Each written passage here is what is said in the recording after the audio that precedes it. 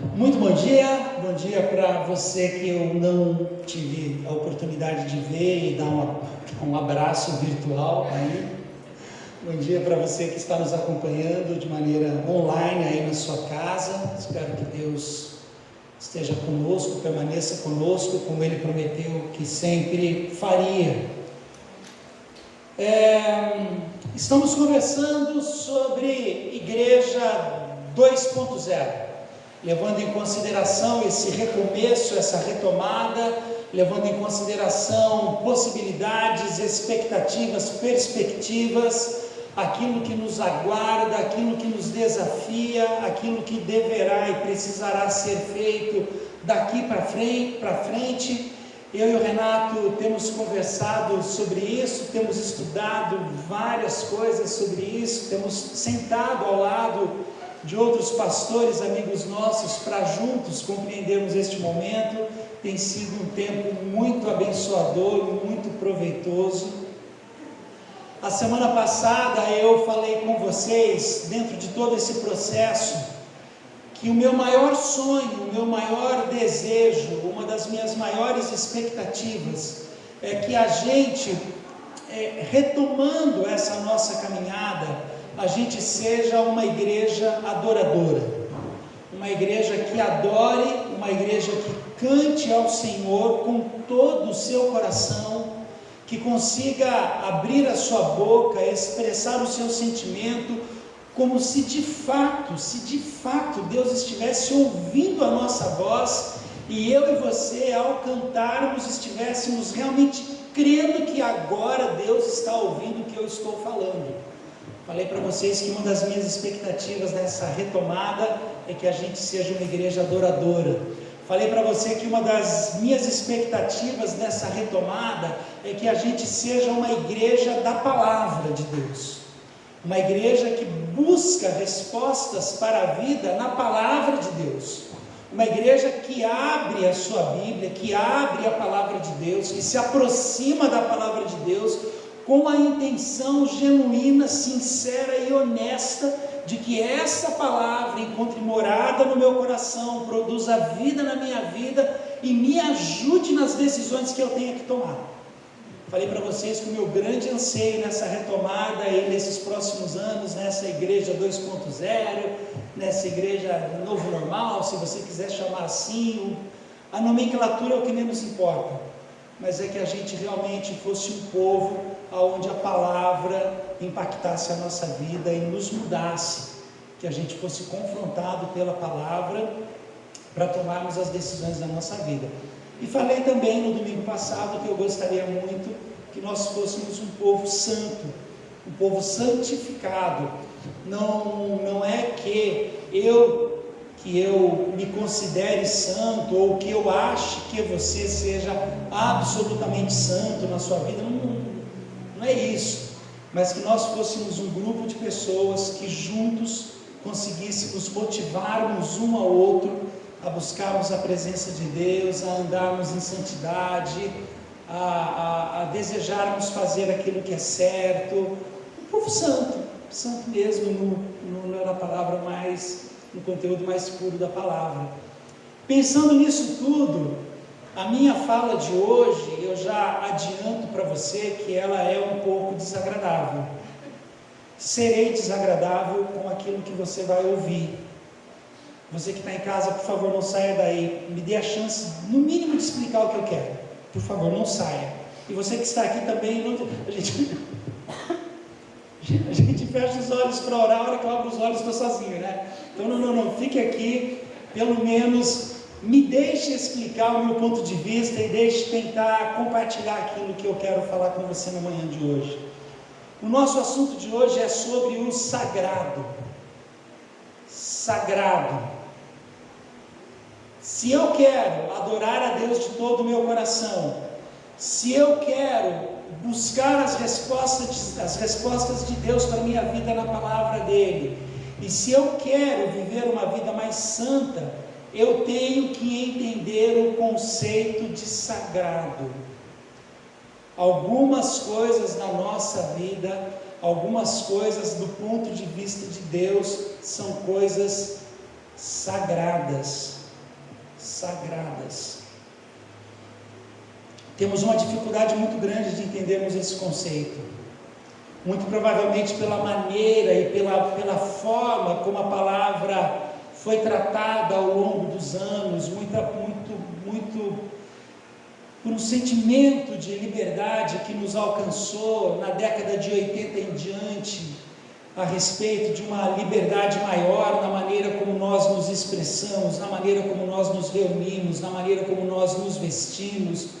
Muito provavelmente muito do que a gente viu ao longo dos últimos anos com os televangelistas na televisão formou um conceito bem equivocado do que é sagrado ou não, e isso fez com que a gente tivesse uma opinião também equivocada sobre o assunto, e que algumas vezes a gente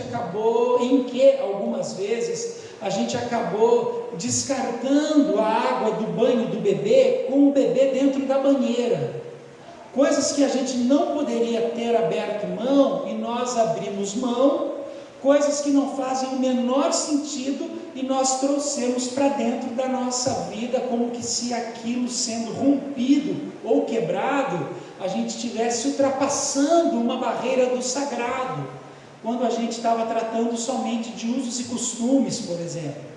As situações, e sobre isso eu e o Renato nós temos nos esforçado e procurado estudar bastante também, as situações da nossa cultura, e sobre isso eu prometo para você que a gente vai voltar a falar o mais rápido possível, mas há situações da nossa cultura que a gente não sabe muito bem como transitar.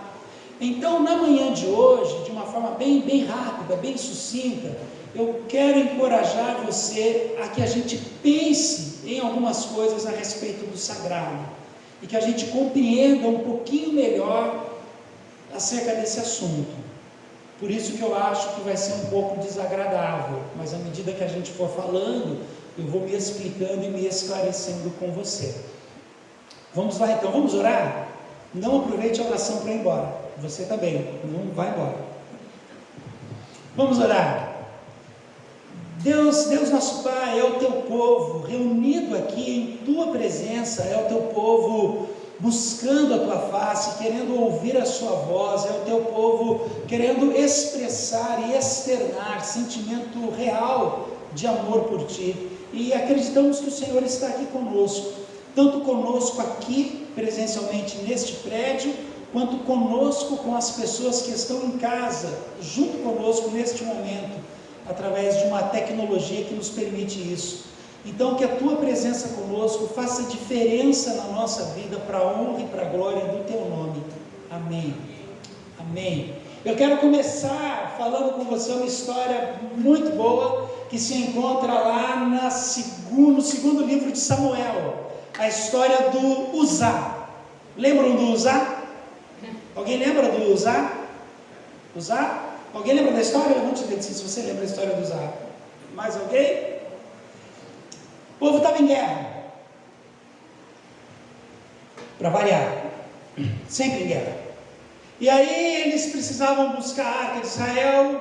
Davi seleciona 30 mil soldados e manda que esses 30 mil soldados busquem a arca de Israel, a arca de Deus, a arca do concerto. 2 Samuel capítulo número 6, 2 Samuel capítulo número 6, todo esse exército pega a arca, coloca a arca num carro de boi, e o carro de boi vai andando. Davi vai à frente de todo o exército, fazendo aquela procissão maravilhosa em direção novamente a Israel. Em dado momento, os bois que carregavam a arca tropeçam. A narrativa bíblica vai explicar direitinho aonde eles estavam, o lugar de pastagem que eles estavam, o que estava acontecendo. Os bois tropeçam.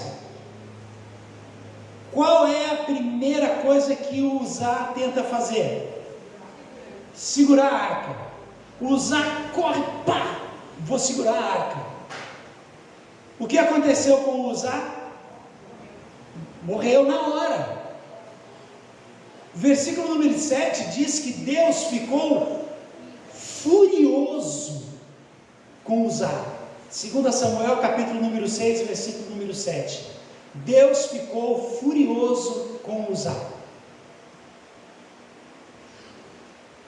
O exército, 3.000 homens, Davi na frente, a arca nos carros de boi, o carro de boi andando, aquela procissão lenta, carro de boi anda devagar. Você já deve ter visto algumas coisas parecidas quando tem a festa do Divino aqui na nossa cidade, aquele carro lento, estrada de terra esburacada, prefeitura não tinha mandado tapar buraco ainda ali, de repente, dá aquele chacoalhão, e Uzá estende a mão, porque na cabeça do Uzá, a arca ia cair.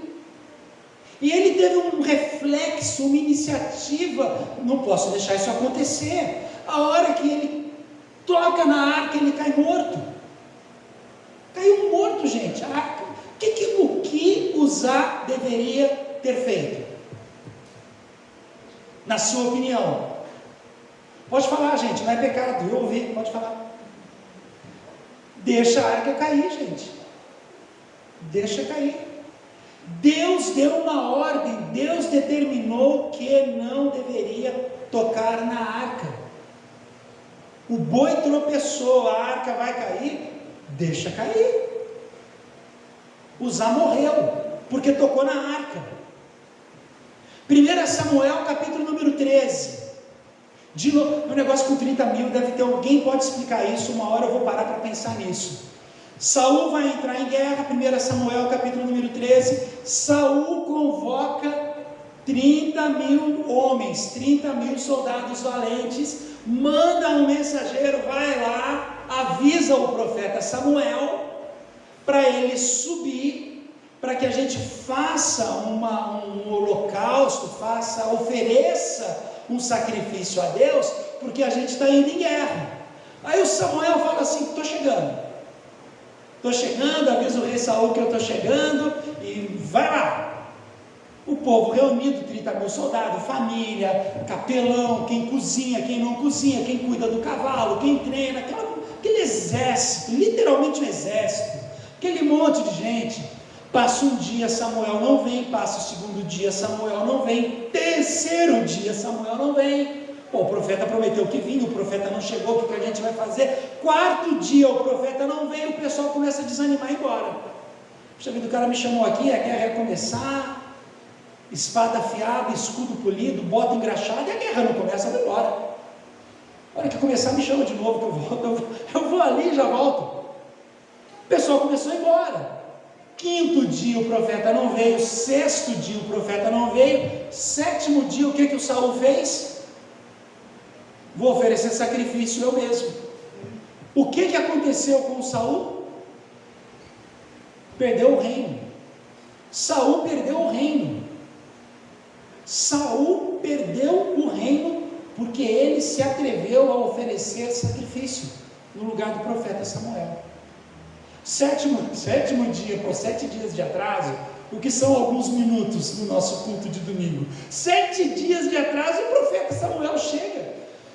O que você fez? Como assim que eu fiz? Eu te esperei 7 dias. O povo está indo embora. Gente, vamos combinar. Em tese, humanamente falando, essa iniciativa do Saul não é no mínimo compreensível? Você combina comigo para ir nas suas bodas, aniversário de 50 anos de casamento seu, você combina comigo. E eu falo, não, estou chegando. Aí está lá os convidados lá sentados, o jantar não é servido porque o pastor está chegando. 7h30, 8h30, 9h30, 10h, 10h30, 11h30, meia-noite virou ceia. Pô, gente, vamos servir o jantar. Vamos convidar outro padrinho, alguém para orar no lugar. Aí 1h da manhã eu chego e falo assim, poxa vida, você não me esperou. No mínimo, gente, não justifica, tá? Mas o Saul tomou essa iniciativa, e porque ele tomou essa iniciativa, ele perdeu o reino. Moisés caminhando com o povo, Números capítulo número 20, Moisés caminhando com o povo com sede, o povo reclamando, o povo murmurando, e o povo fala mesmo. Já cantou Ana Carolina, o povo não para de falar. E o Moisés quer isso, no Egito era melhor, e lá era muito mais legal, poxa vida, e lá a gente tinha TV a cabo, lá a gente tinha comida, lá a gente tinha final de semana, lá a gente tinha, você trouxe a gente para esse negócio, essa caminhada que não tem fim, esse negócio que não tem fim, é maná, maná, maná, é pão, que ninguém aguenta mais isso, aquele povo falando, reclamando de sede. Moisés para uma hora e o Senhor fala assim: Moisés, fala com a pedra que vai manar água daí, vai brotar água. O que Moisés fez? Pega o cajado, irmãos, um momento de fúria, né? Um momento de extravasar. Pô, esse povo enchendo o saco, quer água, e dá a cajadada na pedra. O que aconteceu com Moisés? Moisés não entrou na terra prometida. O Moisés não entrou na terra prometida. Aí a gente pega, para não ficar só no Antigo Testamento, porque tem gente que pensa que a Bíblia só tem 27 livros, né? Que Bíblia é só Novo Testamento. Gente, Bíblia tem mais. Bíblia Antigo e Novo Testamento. Bíblia é mais coisa. Mas, para você que gosta do Novo Testamento, vamos lá. Não que eu não goste, tá? Eu gosto, amo o Novo Testamento. A gente chega no Novo Testamento, um casal maravilhoso. Atos dos Apóstolos, capítulo número 5. O casal pensa assim: terreninho só, vamos vender o terreno, vamos dar um dinheiro de oferta na igreja. Vamos dar um dízimo lá, as coisas estão bem, o pastor é legal, ele prega pouco, a banda toca umas músicas que eu gosto, vamos dar um dízimo. Esse mês a gente não gastou com farmácia, a geladeira está cheia, vamos dar uma oferta. Vendem o terreno, retém uma parte do dinheiro que em tese seria a oferta que eles haviam proposto a dar, e deram o restante do dinheiro. O Pedro junta lá o pessoal, todo mundo junto, chama o casal. Puxa vida, eu soube que vocês deram uma oferta aí para a igreja. Pois é, Pedrão, Deus tem abençoado muito a gente quer ser dizimista e ofertante nessa igreja, e deu a oferta. Na hora o Pedro fala assim: mas por que vocês tentaram enganar o Espírito Santo de Deus? O que aconteceu com o casal? Puxa vida. E o Pedro fala para eles assim: o dinheiro era todo de vocês, não tinha obrigação de dar nada, já que quis dar, por que quis enganar o Espírito Santo? Morreu. Os dois morreram. 1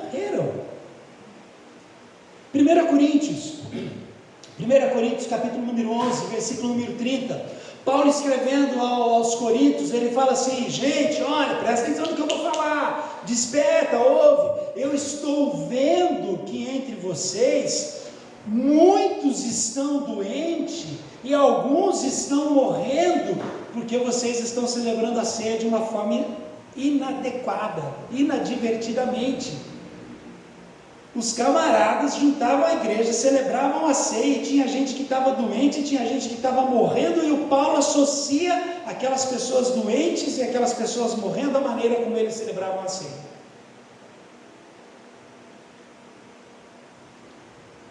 A gente tem que parar, vamos parar nesse instante de culto e vamos orar. Vamos orar. Porque se o Paulo não tiver exagerando no que ele disse, nós estamos muito perto de morrer. Por todas essas coisas. Todas essas coisas. Nós não conseguimos entender essas coisas na nossa vida.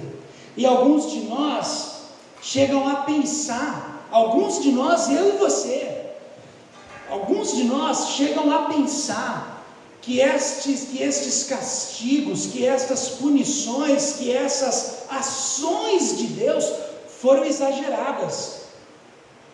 Exagerado o que aconteceu com Moisés. Deus podia ter dado um outro castigo para ele. Exagerado o que aconteceu com o povo de Corinto. Exagerado o que aconteceu com Ananias e Safira. Ananias e Safira com a história do dízimo do terreno. Exagerado essa história de Saul perder o reino. O profeta transou 7 dias. Exagerado esse negócio do usar perder a vida, porque a arca ia cair, o boi tropeçou. Alguns de nós pensamos que Deus está errado. Por quê? Por que você acha que alguns de nós pensamos que Deus exagerou na dose? Eu penso que por 2 motivos. Primeiro motivo É porque a gente não compreende o que é dizer que alguma coisa é sagrada. Nós não conseguimos compreender. A nossa mente não processa, a nossa mente não entende, a nossa mente traz para dentro dessa ideia da palavra preconceitos formados. O primeiro problema é que a gente não entende o conceito de sagrado. Século 21, eu e você vivemos uma realidade centrada no ser humano. O que vale é o ser humano, pirão é pouco, meu prato primeiro, o que vale é que eu seja feliz. Se isso confronta a palavra de Deus, não faz mal, Deus quer que eu seja feliz. Se isso não está de acordo com os princípios, com os propósitos de Deus para a minha vida, não faz mal, eu escolho outros princípios, eu escolho outros propósitos, eu escolho outros caminhos. A minha mente humana do século 21, centrada em mim, que o que vale sou eu, o que eu penso, o que eu gosto, o que eu quero, e agora eu não consigo entender o que é sagrado. Não consigo entender o que é sagrado, porque eu tenho na minha vida a autoridade máxima. Eu sou a autoridade máxima da minha vida. Você não tem nada a ver com isso. Você não tem nada a ver com isso. A vida é minha, eu vivo do jeito que eu quero, eu vivo da forma que eu quero, e se este Deus não me agrada, eu vou escolher outro que me agrade. O que não falta é Deus no mercado. Não falta.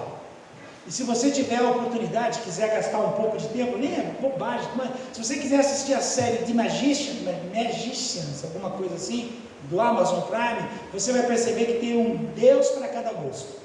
Se você já, tá bom, American Gods é mais novo, e também você vai ver que tem um Deus para cada gosto. Como eu sou a autoridade máxima da minha vida, eu procuro nas prateleiras do mercado um Deus que me agrade. Logo, o conceito de sagrado que me ofende, eu descarto e troco de Deus. Porque eu sou a autoridade máxima da minha vida. Também, eu e você, nós somos os primeiros a gritar: não é justo, toda vez que a gente é contrariado. A gente é o primeiro a gritar. Primeiro a gritar. A autoridade máxima da minha vida sou eu, o que importa sou eu e a minha opinião, e quando eu não sou agradado, isso não é justo. Não é justo. Não é justo que eu seja censurado, não é justo que eu seja tolhido, não é justo que eu seja confrontado, não é justo que você fale assim comigo, não é justo que me falte o pão de cada dia, não é justo que me falte um emprego, não é justo que eu passe por dificuldade, não é justo a sociedade que eu vivo, não é justa a maneira que você me trata sendo meu pai, não é justa a maneira que você fala comigo. A gente é o primeiro a gritar.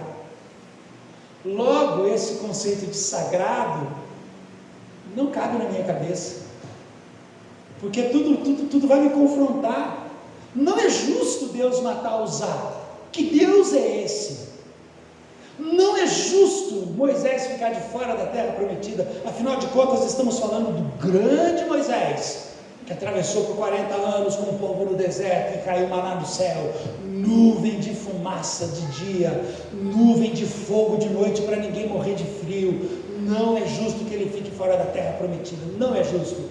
Aliás, eu vou começar uma campanha: a vida de Moisés importa. Eu sou o primeiro a gritar. Eu não consigo compreender o conceito de sagrado, porque a minha cabeça está conformada a pensar em mim, na minha categoria e naquilo que me agrada. Segunda coisa que eu acho que é o problema da gente não conseguir entender o que é sagrado, é que nós desconsideramos os direitos que Deus tem por Ele ser Deus. Você já parou para pensar que Deus tem os seus direitos pelo simples fato dele ser Deus? Você já parou para pensar nisso? Que Deus tem os seus direitos? Rafael, eu estou me sentindo meio no escuro aqui, você consegue? Obrigado, Rafa. Você já parou para pensar que Deus tem o direito de fazer as suas escolhas pelo simples fato dele ser Deus? Você já parou para pensar que até como igreja nós nos comportamos como que se as ações de Deus estivessem subordinadas à minha vontade? Tudo o que Deus faz tem que estar subordinado à minha vontade. Tem que ser do meu jeito, senão aquilo que Deus vai fazer, se não for do meu jeito, é melhor que Ele não faça. Gente, Deus tem o direito de fazer o que Ele quer. Deus tem esse direito. Há coisas que a gente diz a respeito, coisas que dizem respeito a Deus, que são coisas sagradas. A Arca da Aliança, no caso da história que a gente leu, tentar enganar o Espírito Santo. A palavra que ele deu para Moisés foi uma palavra bastante séria, tinha que ser uma palavra de obediência ali. A Santa Ceia, a igreja, povo de Deus reunido como nós estamos aqui, não o templo, o prédio, mas o templo formado por pedras vivas, eu e você, isso é sagrado para Deus. Tem coisas para Deus que são sagradas. Aprenda isso de uma vez por todas. Tem coisas que são sagradas, e eu acho que nessas coisas a gente deveria se admirar e se humilhar. Eu fico admirado com aquilo que é sagrado e realmente não deveria agir da maneira que eu acho, de verdade. Vivemos num momento em que as pessoas lançam ou se lançam de uma forma muito descuidada nas mais diversas direções. Não sei se você já prestou atenção, mas as pessoas, e às vezes nós mesmos, nós temos uma resposta para tudo. Para tudo a gente tem resposta, para tudo a gente tem opinião, para tudo a gente tem uma fala, para tudo a gente tem um jeito melhor de fazer a coisa. As pessoas, elas se lançam de uma forma muito ávida nesse sentido. Eu desconfio que eu e você deveríamos e precisaríamos ser mais cautelosos. A Bíblia fala que quem muito fala, muito peca. Provérbios. Aquele que muito fala tem uma chance muito maior de pecar. Do mesmo jeito que as pessoas se atiram de uma forma muito ávida, falando das coisas, eu e você, nós deveríamos ser um pouco mais cautelosos na nossa vida. Com tudo que é sagrado, então, a gente devia se comportar de uma forma... Desculpa, por favor.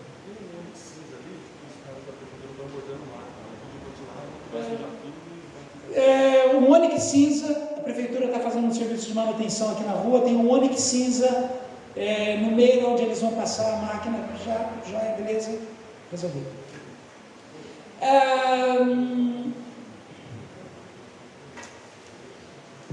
Eu e você não deveríamos nos comportar de uma forma leviana com aquilo que é sagrado.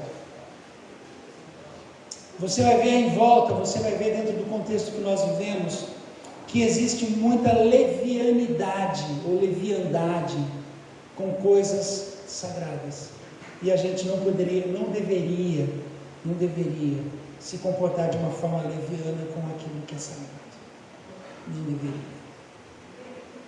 Oração é uma coisa sagrada.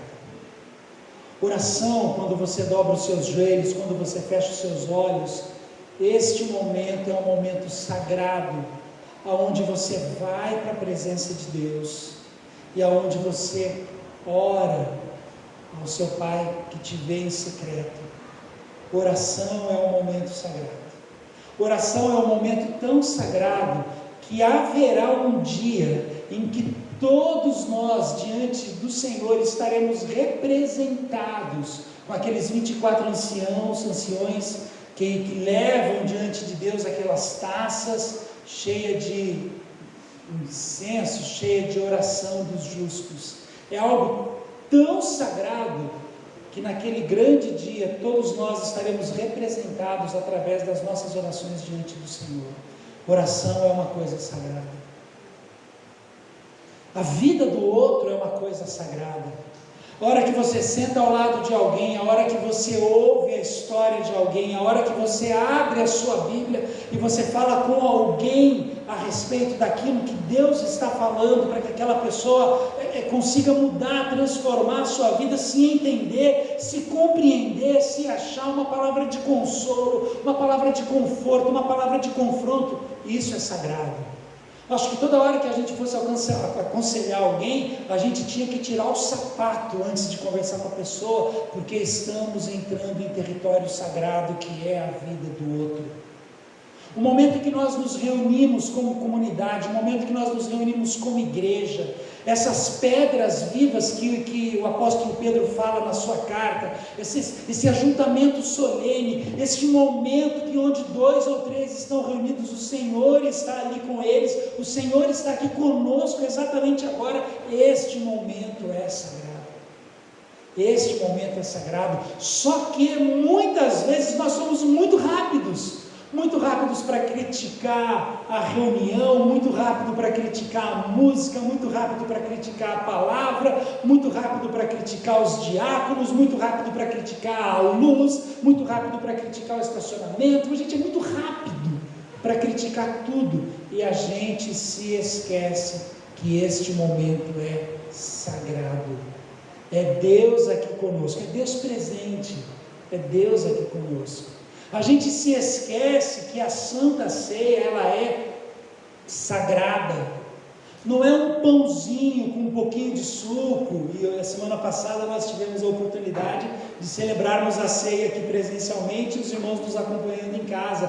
Isto é sagrado. Estamos falando que todas as vezes que celebramos a ceia, trazemos à memória o sacrifício de Cristo Jesus na cruz do Calvário por mim e por você. Eu e você fomos comprados e justificados por um preço sem tamanho. Custou o sangue de Cristo, a gente não teria como pagar a dívida. Santa Ceia é sagrada. As nossas famílias, a esposa, os filhos, o marido, a gente nunca vai entender esse mistério. Grande é este mistério, disse Paulo apóstolo. Que mistério? É esse negócio de que a igreja é noiva de Cristo. Gente, olha o tamanho disso. E alguns de nós tratamos a família de qualquer jeito. É isso mesmo. Aí se não der certo, a gente tenta de novo. Sou novo ainda, né? Sou novo, bonito, estou inteiro. Não eu necessariamente, né? Mas nós não conseguimos compreender a dimensão do sagrado na nossa vida. Nós às vezes criticamos, e nós às vezes a gente, poxa vida, é culpa da... Eu não sei de quem que é a culpa. Confesso. Não sei de quem que é a culpa. Mas você compra uma pizza no aplicativo, aí o que você faz logo em seguida? Você classifica o aplicativo, não dá umas estrelinhas? Você anda de Uber, o motorista do aplicativo, Uber, 99, sei lá o que for, o motorista do aplicativo te deixa onde você quer, terminou a corrida, fechou a corrida, o que você faz? Você classifica, você dá ponto, dá estrelinha para o motorista. Aí você assiste um filme, um vídeo no YouTube, você faz o quê? Você dá um like, que é para o vídeo ganhar bastante visibilidade e se tornar mais público. Aí um amigo seu posta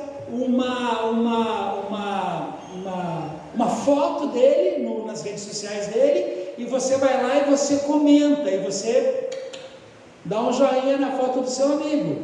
Aí você está na presença de Deus, aí você ouve que Deus tem algumas coisas que para ele são sagradas, aí você dá um dislike. Não. Você percebe que você traz para o mesmo pacote coisas que são do alto, coisas que são sagradas para coisas rotineiras do dia a dia, do mesmo jeito que você gosta ou não gosta da pizza, porque veio com um pouco ou muito bacon, você gosta ou não gosta do culto porque teve mais ou menos louvor. É a mesma coisa. A gente se habituou a viver e a conviver onde a dimensão do sagrado parece que não caminha conosco. Irmãos, cautela. Cautela e canja de galinha nunca fez mal para ninguém, já diziam os antigos. Cautela, seja cauteloso, seja prudente. Compreenda que há coisas na nossa vida que são absolutamente sagradas. Compreenda que pelo simples fato de você ser igreja do Senhor Jesus, você já deveria ter um coração muito grato.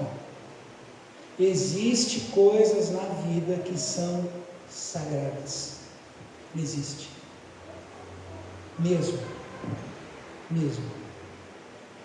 Eu ia citar para você o Beto Guedes e o amor de índio. Tudo que move é sagrado, mas eu pensei que daí para um culto falando de sagrado, falar do Beto Guedes talvez não fosse tão sacro. Aí eu abortei o plano de falar dele.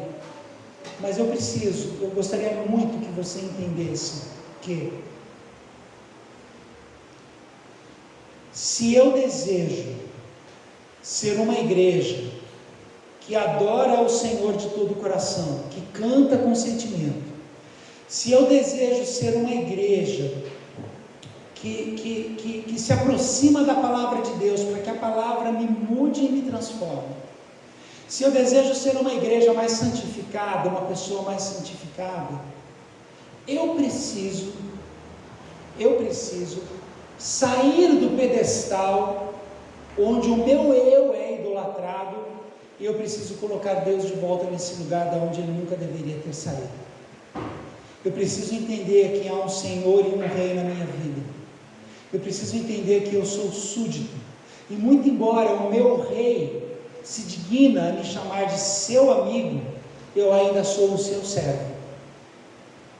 Se eu desejo uma vida mais intensa com Deus, eu tenho que entender quem é Deus e o lugar dele na minha vida. Este vai ser o grande desafio daqui para frente. Quem é o Senhor e qual o lugar que Ele ocupa na minha vida?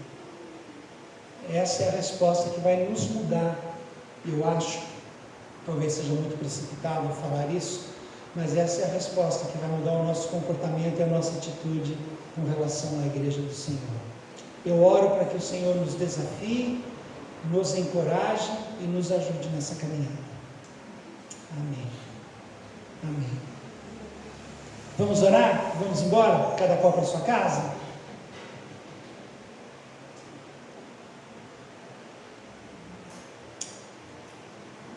Deus nosso Pai, por favor, que o Senhor nos perdoe se temos tratado com leviandade aquilo que para o Senhor é tão precioso. Que o Senhor nos perdoe se às vezes temos sido tão críticos, tão ácidos, tão rápidos com as nossas palavras e mantemos o nosso coração tão longe, tão distante de Ti. Nos perdoe, nos perdoe.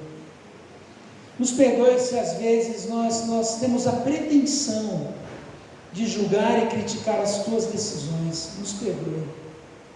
Nos perdoe os momentos e as vezes que a gente se atreve a ir para a Sua presença, ou ir diante da Tua presença e ali esbravejarmos, porque as coisas não saíram do nosso jeito. Nos perdoe.